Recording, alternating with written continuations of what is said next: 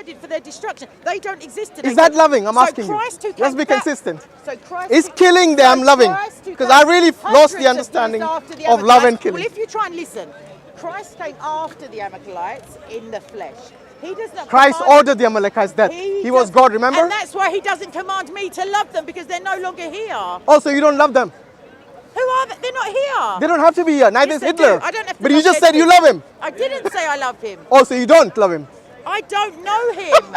I love my enemies. The reason you're not consistent, Kay, look, it's very clear. I am consistent. It's very clear. Love, you either love them. Patient, look, for, if loving, does not boast. Okay, does love include killing them? Got you. Can I answer you? Yeah. So please make sure you answer that question.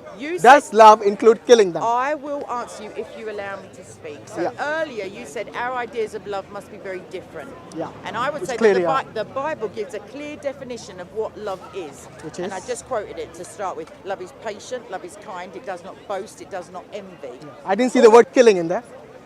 It's not a loving act to kill somebody. Absolutely. Thank you. Wait.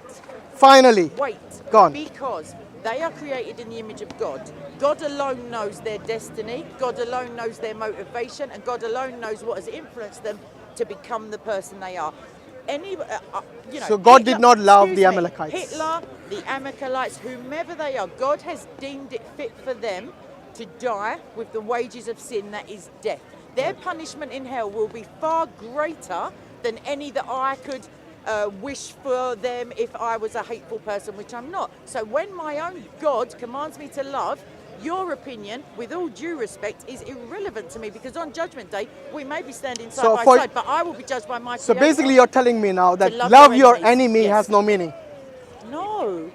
You don't have to kill someone if you love them. You leave that to God. I agree with that. Exactly, so you leave it to God. So now, who is the judge of mankind in the Quran? So wait a minute. If you were a Christian, let's say if you were a Christian who was ruling by the Bible. Okay. Yes? Yeah. And you're the queen. If you like. Hypothetically speaking. Yep. Yes? Yep. And you had to rule by the Bible. Yep. And if your neighboring country comes and invades your country, what do you do? According to the Bible. Okay, in my first instance, I pray for those who are persecuting me. Yeah. I would, I suppose, convene with any ministers of state for their, valued opinions. I would pray that God would. I said they attacked you already. I know, yeah. So it's my kingdom. Yeah. It's a big kingdom. Yeah. What do you do? They're only at the outskirts at the moment. No, I said they already attacked you. Means they're inside the country. Or my nation. No, your nation. Okay. So whilst they're invading, I pray, I ask for guidance, I ask for physical guidance from military strategists, whomever, defensive, such and such. Yeah. But the initial thing, God tells us, take all things to him in prayer, cast all your anxieties on him. So I have to trust that the Lord, okay, so in Jeremiah 29 it says, for I know the plans I have for you, saith the Lord, plans to prosper you and not to harm you, to give you a future and a hope. And I know that Yahweh, my God, in this hypothetical, unless he's bringing some great judgment upon my While you're doing that, they're advancing forward. What do you do then? Fine. What do you Pray. do? Just pray. No. So basically, you're telling me, defensive strategy, which means military killing. Do you think? Does it include killing? So you've gone from capital punishment to military action. No, I said it's an attack Killing. by a country. Yes. Yeah. Does it include killing? People will die. Yeah. So does it include your order to kill them? No. It involves my order, because I'm the queen. So yes. Shush. It involves my order to defend the land at all costs. Yes, including killing them. At all costs. Including killing them. Do you understand what at all costs you're means? trying to be very diplomatic. I'm trying to understand. I'm the queen. Yeah, I know. Exactly. But basically you will include, when you say a military strategy, does that include killing your enemies? Defense at all costs. Including killing, right? Well, that is one of the costs. Good. So loving the enemy includes killing them. No, it doesn't. But you just said killing. No, they're not. No, an enemy. So okay, so they are the enemy. Obviously, they have come to attack your country. Now you're the queen. You're ruling by the Bible. Okay, I'll talk to you a minute. Sorry? Exactly. Kill or be killed. Islam deems people enemies of the religion just by dint of their birth or their theological viewpoints. Where do you get that from? Enemy of the religion. Kafirs. You know what kafir means? A non-Muslim. What's wrong with that? I don't know. Apparently, you get to kill them where you find them. Don't distract me. I'm the queen. I'm talking. No, you're not the queen anymore. You're now. I've abdicated. No, because I have revoked your powers of the queen, which I gave you earlier. He's the almighty, people. Okay, so now we have used. By the way, where in the Bible, in the New Testament, does it say you can kill your enemies? It doesn't. So you just said, I said by all wait, means. you said by all means. Does that include your own personal? I'm not each individual soldier. I don't know. No, wait. When you sanction the killing using... I didn't sanction the killing. Wait a minute. Hear the question at least. Don't make a when I say statement. sanction means you use military strategy, which, and I asked you very clearly, does it include killing? And you said yes. No, any means necessary. Yes. Any means necessary. Remember? I'm not American. I said any means necessary. So what that means is you have now sanctioned the use of military power, the fact that you actually have a military as a Christian queen. Yes. Is that in the New Testament that you can have a military power of your own? It's not in there or not in there. Okay. So how do you punish someone if they come to attack your country? It's in Islam. Oh, no, you can kill apostates. That's all right. In Islam, we can have an army to defend the nation with all. And this is exactly what we see in the world today who are not even Muslims, yes, including Britain. They have an army. But I'm asking you, according to you as a Christian ruling by the Bible, are you allowed to have an army to kill your enemies? Then what does it mean? No, an army is not only merely for killing, an army is for defense. Yes, but it includes killing as well. And when the bin men go on strike. What's a bin man come in the army from? Maybe you're not old enough. They bring in the military. When civil society breaks down to the extent of we're talking about exceptions. Exceptions to the rule is different thing. Exceptions to the rule of what we are saying is you have an army to defend. What does defend means? If your enemy attacks you, you fight back. Like you said, kill or be killed. No. Now this is every military in the world uses this strategy. That if somebody comes to attack your country, you fight back. No, you don't turn the other cheek. It's not about fighting back. Would you turn the other cheek or would you? Yeah, but no, Christ. Let me explain something. What does defense mean? What does defense mean? Let me tell you. Defense means if they come to attack you, you defend yourself by using force even. Turn the other cheek is to the individual, to nations and to churches. Okay, anyway, as long as we agree that you can use a military force as a Christian, based on the Bible. Defense. Yeah, but defense includes killing. The Crusades were defensive action by the Pope. Do you agree with the Crusades? I think that the Pope at the time made sound theological arguments which created too much enthusiasm. He promised things that were not his to promise. He promised that your sins would be wiped out if you took part. You know the Crusades killed many Christians? Yes. On their way here? Yes. So if they were non-Catholics, they would kill them? Yeah. Well, here meaning like on their way to Jerusalem. A lot of bloodshed within the Crusades. I agreed to this. I agreed that the Pope made some sound theological arguments, but the things that he offered in terms of salvation and the erasure of sins was not his to give. Look, the reason I brought in Amalekites, the reason I brought in this, just wanted to show you that these laws, which you sing, love your enemy, turn the other cheek, all these are good in theory, but when it comes to practice, they're inapplicable. For example, for me to say, love your enemy, especially an enemy like Hitler, I would, without hesitation, I would say he is an enemy, no doubt. Yes? So even if I was a Christian, I would probably say the same thing, that he's an enemy, because he's the one who was killing innocent people just because someone happened to be a different religion, like the Jewish people. Oh my gosh, sorry, the hypocrisy is just too much. What do you mean? Right, I'm going to just put it this way. Okay, so whether or not you love Islamic apostates, whether you're saying you're hastening their demise so that Allah can judge them quicker, I don't know what we're talking about love the enemy. What's that got to do with apostates? Apostates in the Jewish religion have to be killed as well. Let me finish. Yes. Let me finish. It's in the Old Testament. Let me finish. You love the Old Testament because it's Don't you? Yes, I do, but it's not applicable to me personally. It's from your God.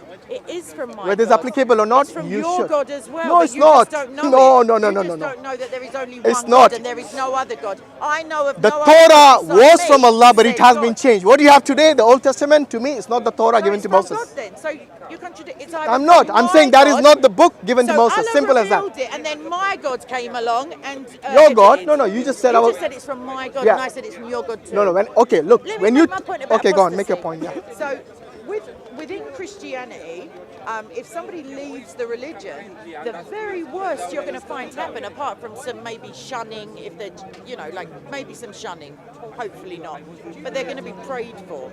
They're not going to be molested, as in physically attacked. They're not going to be given ultimatums as to whether or not they join. By slandering Christ, the Christian can and will still be forgiven.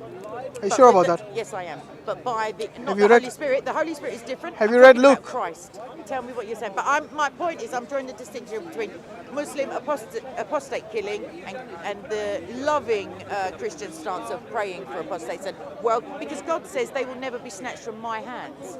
And Christ says, here is he who gives eternal life. So really they can't apostatize, I suppose. But yes, tell me, Luke. Okay.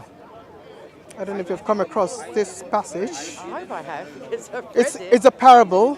Yep. Yeah, where Jesus says, where is it gone? Just one sec.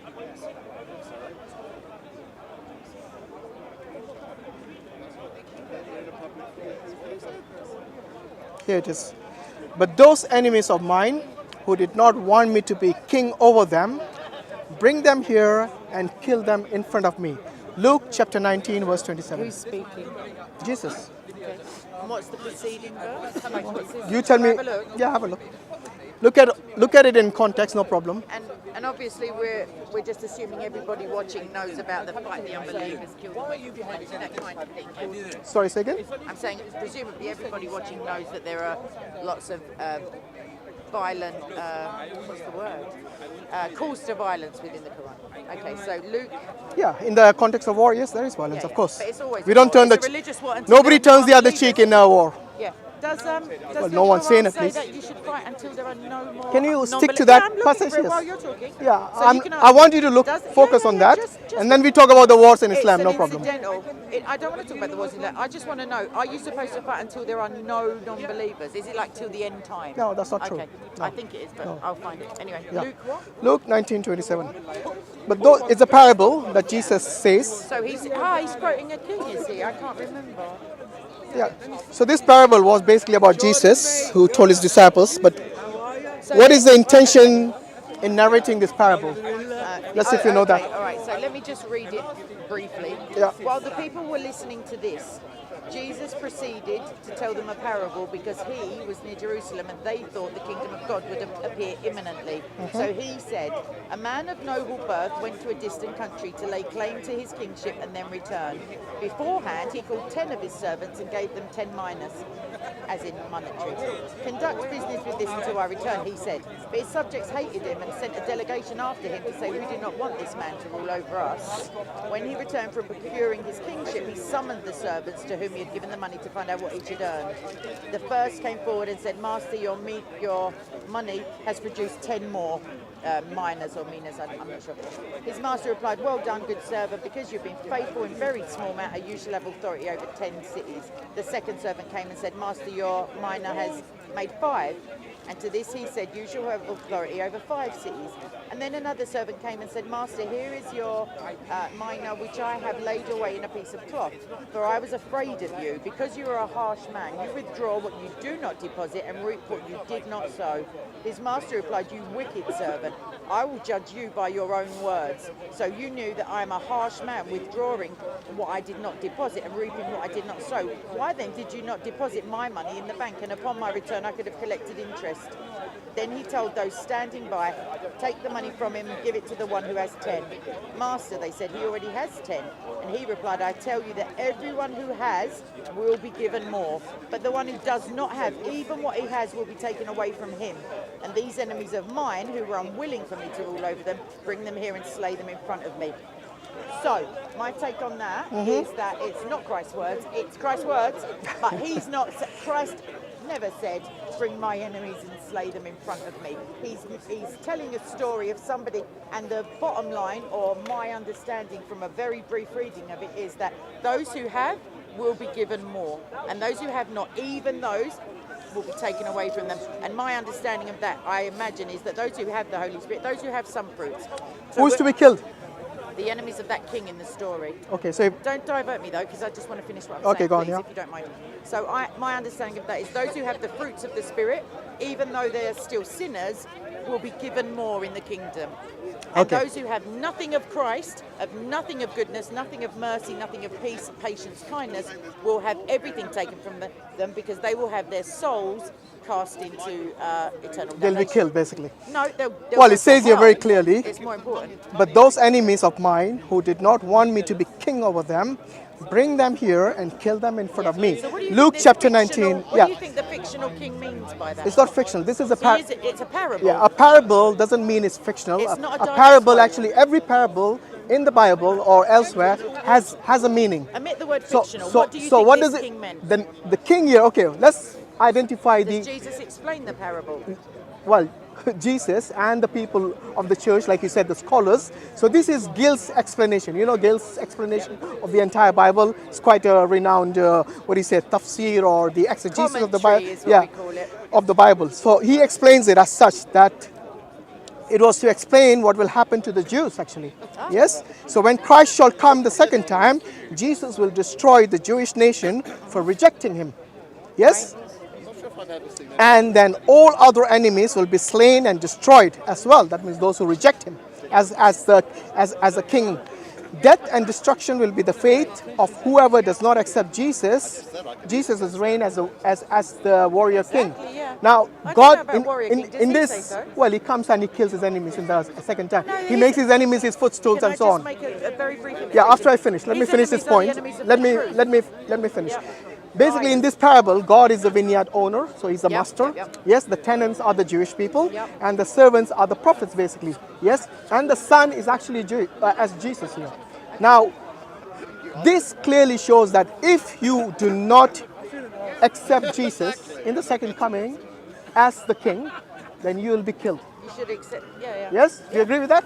So, No, but so when you talk about the the killings, Bible wait. also When you says- talk about Thank you, darling.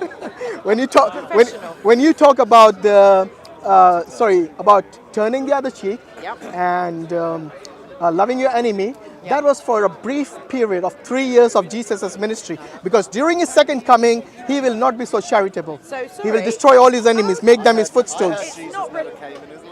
Yes, just ignore that. All right. You're forgiven. We love you. Yeah. Well, I say we. I mean me. Steve, relax yourself now, darling. So, okay. Yeah. So my understanding is that the parables were obviously, most of them are explained, as you know.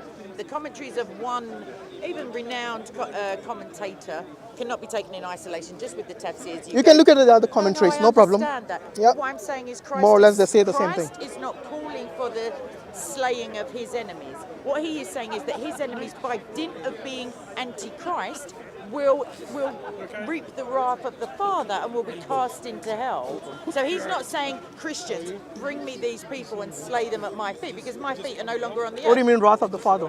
The judgment, the wages of sin. But doesn't Jesus say that I do what I see my Father do? Yes. So will he be doing it as well? Christ is the judge. No, but will he be doing the killing or not? Do you understand? Christ is the judge. He deems Yeah, the God is- judgment, God the and Father then is also the Father judge. No. Yes, It says yes. In the Bible it says he's the Let judge. me finish. Yes. So apart from, I don't accept your premise of the 3 years only and then in the second coming, because there are thousands of years, hopefully, in between the apocalypse and now. So Jesus doing the killing now? Jesus is never doing the killing. Ever? When? Show me where Christ. I just killed showed you the somebody. You parable. didn't. This king is instructing his minions to bring his enemies to his feet to be slain. Yeah? His minion happens to be Jesus according to this parable. Jesus, no. He's the No, son. The king is Jesus. He's the son. No. No, the king is not. The king is the father, Right. the God. Jesus is not the king. He's Okay. even though he might be the king according to the The Christians. King of Kings, the peace of peace. Yeah, but he wasn't. He didn't have any garment on his shoulder, which people use the Old Testament. Yes, His but he garments were didn't. also cast for lots. But Jesus it's kind said of this. irrelevant to the central Jesus point. said, "My kingdom is not of this world." Do you remember Yes, that passage? yes. So Jesus didn't have any garment here. He had authority. He says, I've been given authority over all things. Yeah, all things includes this world and the next world. So you're saying you're still contradicting Jesus' statement I- that my kingdom is not of this world. No, I'm So having contradicting authority, you. wait, let me get this right. Yep. So Jesus has all authority but zero kingdom. It doesn't make sense, does it? He has a kingdom. Where What do is you it? mean? Where is the kingdom? He It's said a it's not of this world. Where It's is a it? heavenly kingdom. Where do you think it is? No. If his kingdom is not of this world, where is it? But the citizens of his kingdom are alive in this world. But his And they kingdom are- is not of wait, this world. Wait, but the inhabitants of it are, because until Judgment Day. So let there me are- so let me wait, get this right. No. Citizens are of I this don't kingdom, want you of to this get world, right, 'cause I haven't but his finished kingdom what is not I'm of this saying, world. but I haven't finished Doesn't make what I'm sense. saying. The kingdom of God is at hand, as in not here, it's at hand, meaning imminent or. Yeah, they said that for the last 2,000 years they've been saying this. Well, God's got Do you know Paul actually believed it was so you're imminent not as well? letting me finish again. Okay, yep. Yes? Jesus believed that it was imminent. His disciples believed it was imminent 2,000 years ago. Yeah. And How to is God, it imminent? That's nothing. But to God, that is nothing. Okay. The Psalms, as you love the Old Testament, like the Psalms say, 1,000 years is as one day to the Lord. Blessed shall be he who takes your little ones and dashes them against the rock. Psalm. Who said so? Just remind me that. Who said so? Psalm. It's in the Psalm, book of Psalm. Not Joking, Sam, I'm joking, in the book of I'm joking. Psalms. Who is it David? I believe this is God giving the command. God is saying this. Blessed shall be he who takes little ones, that means babies, and dashes them against the rock. So the most horrific sinner will be blessed. Hallelujah. How great is that? If God can forgive those people. But do you agree with that? I believe that God is all-knowing and righteous. I don't question Killing God's babies. justice. Why is God so come on, obsessed Shamsi. with killing Please, babies? Shamsi, sorry. Do I look like Shamsi? You do when you're asking that question. The killing babies alive. I'm just checking if you've But got wait. trainers on. Why would you not condemn such an act? Because it's not an act, it's a Blessing. It's a blessing. It's a verb. Blessed shall be he who takes little ones and dashes them against the Can rock. I argue? Blessing of the Lord Almighty, Can including I answer Jesus. you though? Yes, the go on. answer is it's not an act. There's no baby being killed in that. It's even the most horrific sinner can be blessed. Why? Why? Because God is infinitely merciful and so is Allah. So I don't know why you're Why would countering Allah bless someone who's killing that. Why babies? is He infinitely merciful? No, wait. Infinitely just and infinite merciful. You need to take them. What does infinite? I don't take them separately. Wait. By the way, the term infinite, I would use the term never-ending, absolute eternal. rather than infinite. Absolute justice and absolute absolute justice and absolute mercy and absolute in every way. Actually, all his attributes are absolute. However, Allah does not punish little babies. Doesn't command anyone to dash them to the rocks. Just No like one's commanding them to dash them to the rocks there well, either. actually, it's worse. No, it's not. It's worse. Don't do that. You're better than that. No, it's worse. In God is saying bless them. Yeah. Why would God Love bless your someone? enemies. Why would Because God love bless someone Because it's who is a baby killer? I don't understand. Anybody who has a termination, are we including those women? No, we're not talking about abortion, yeah. We're talking about killing babies, aren't By the we? way, there's another one in Hosea. But by the way, all you're doing is just picking at a book that you clearly just No, it don't just like. shows But- all these No, it horrific just shows verses. that You just don't want get a to word in. shun it under Actually, the No, I don't. I'm under telling the you- carpet. I'm telling you that the infinite mercy of God and the infinite justice and perfect mercy and justice of God meet at the cross. Really? Yes, So when- and I'm going to explain why, and I'm going to talk over Show if me I have the to. mercy I'm and gonna justice have- in killing babies. I'm trying to show you the Just saying they perfect. meet at the cross. I say they meet at the cross because the judgment of all mankind is meted out onto one, and that one is.